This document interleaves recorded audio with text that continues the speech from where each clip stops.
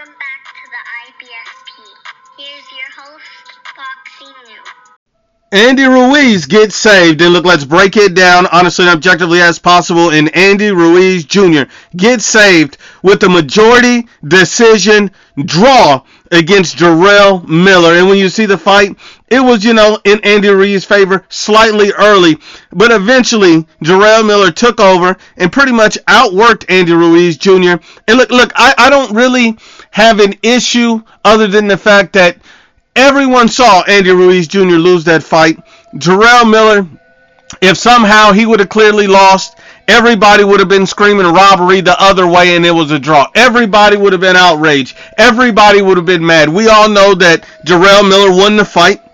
And I'm not a Jarrell Miller fan. This guy shot up a whole CVS pharmacy when he was supposed to fight Anthony Joshua. So I get it. I don't like Jarrell Miller. And these two guys, they were fighting hard. I get all that. But Andy Ruiz was gassed for a huge portion of that fight. There was titties flying everywhere. So at the end of the day, it was a nice scrap, all of that. And Andy Ruiz, his long layoff definitely hurt him in this fight. I think this would make a great rematch. And I think Andy Ruiz does have a chance to win the rematch as well if he can keep a hot pace like he did early in this fight. But the truth of the matter is, he did not deserve a draw. He did not deserve a win. He deserves a loss. I mean, let's just keep it 100% honest and unbiased. Look, there's no way anybody with a brain cell can say that Andy Ruiz Jr. won this fight.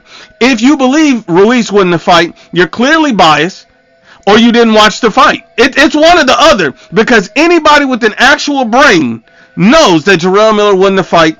I'm not a Jarrell Miller fan. My prediction was Andy Ruiz Jr. to win this fight, and I made this prediction a long time ago.